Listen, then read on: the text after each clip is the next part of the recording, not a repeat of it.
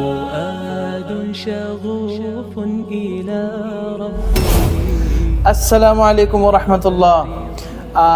جمعے کے دن کی مناسبت کی وجہ سے اپنے تسلسل کو قائم رکھتے ہوئے آج ادب المفرد کی جو امام بخاری رحمۃ اللہ علیہ کی لکھی ہوئی کتاب ہے، احادیث مبارکہ ہیں اس کے اندر، اس کی 9ویں نمبر حدیث کی باری ہے۔ تو without wasting any time let's jump into the حدیث اور جانتے ہیں کہ اس 9ویں حدیث کے اندر کیا ارشاد فرمایا ہے۔ حدیث بہت مختصر ہے، میں سلسلہ بھی پڑھ دیتا ہوں اس کے اندر۔ وبه قال حدثنا ابو نعیم قال حدثنا سفیان عن هشام بن عروة عن أبيه قال واخفض لهما جناح الذل من الرحمة قال لا تمتنع من شيء أحباه۔ بہت زبردست حدیث۔ حضرت عروہ رضی اللہ تعالیٰ عنہ ارشاد فرماتے ہیں، وہ اپنے والد صاحب رحمۃ اللہ علیہ سے نقل کرتے ہیں کہ جو قرآن کی آیت ہے نا، وَاخْفِضْ لَهُمَا جَنَاحَ الذُّلِّ مِنَ الرَّحْمَةِ، عاجزی، تواضع، انکساری سے اپنے والدین کے آگے اپنے بازوؤں کو، اپنے جناح پروں کو بچھا دو۔ تو فرمایا اس کا مطلب یہ ہے لا تمتنع من شیء احباہ، انہیں کبھی نہ مت کرنا ان چیزوں سے جن میں ان کو رغبت ہو، جو انہیں اچھی لگتی ہوں۔ اللہ اکبر۔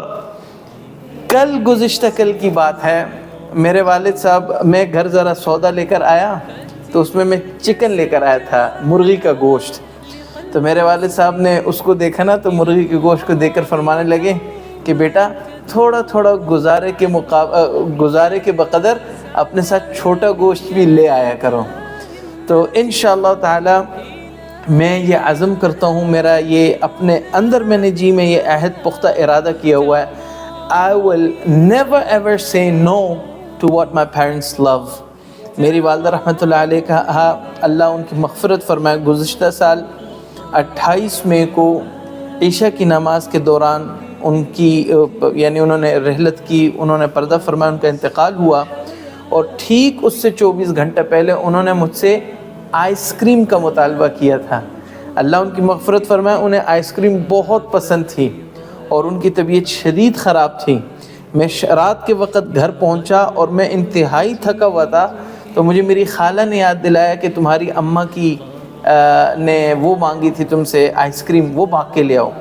تو یہ میں تحدیث بالنعمہ کے طور پر آپ کو عرض کرنا چاہتا ہوں کہ میں سمجھتا ہوں this was the best of the best decisions in my life جو میں نے لی، کہ میں گھر کے دروازے سے واپس ہوا اور ٹانگوں میں جسم میں ہمت نہیں تھی، میں تھکا ہوا تھا، میں واپس گیا، بھاگ کے سے میں نے آئس کریم خریدی، وہ اورنج کی آئس کریم آتی، میرا خیال ہے 30-40 روپے کی ایک چھوٹی سی آئس کریم ہوتی ہے، وہ میں نے بھاگ کے جا کے خریدی، اور بہت سارے میں اس کے وہ کیا نام ہے 18-20 پیس مجھے ملے، وہ میں گھر لے کر آیا، لاتے ساتھ ہی میری والدہ نے اس میں سے 2 کھائے، پھر فجر کی نماز کے لیے اٹھی ہیں، پھر ایک آئس کریم کھائی ہے، پھر ہاسپٹل جانے سے پہلے انہوں نے پھر ایک آئس کریم کھائی ہے، اور جب میں ظہر کے بعد انہوں نے نماز پڑھی، ہاسپٹل لے کر گیا، عصر میں بے ہوش، مغرب میں بے ہوش، اور عشاء میں ان کا انتقال ہوا۔ تو پھر میری ہمشیرہ نے، میری بہن نے مجھے بتایا جب انہوں نے غسل دیا کہ تمہاری امی کی کیا نام ہے زبان میں اورنج کلر تھا، وہ کیوں؟ تو میں نے بڑی خوشی سے کہا کہ الحمدللہ ان کی خواہش تھی آئس کریم کھانے کی، اور اللہ نے مجھے توفیق دی، میں نے ان کے لیے لے لی تھی، انہوں نے وہ آئس کریم کھائی ہے۔ تو یہ کارگزاری سنانے کا مقصد صرف اور صرف یہ تھا کہ میری تو یہ خواہش ایک اعتبار سے پوری ہو گئی ہے، آپ حضرات بھی اس کی کوشش کریں، والدین کو جو چیز پسند ہو، چاہے وہ کھانے پینے کی ہو، چاہے دیگر چیزیں ہوں، اس کو پورا کرنے کی کوشش کی جائے۔ لا تمتنع، جو چیز انہیں پسند ہو اس کا انکار کبھی بھی نہیں کرنا چاہیے۔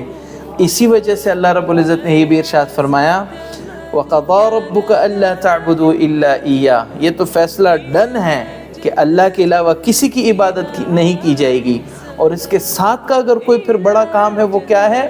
وَبِالْوَالِدَيْنِ إِحْسَانًا، والدین کے ساتھ بہترین سلوک اور برتاؤ۔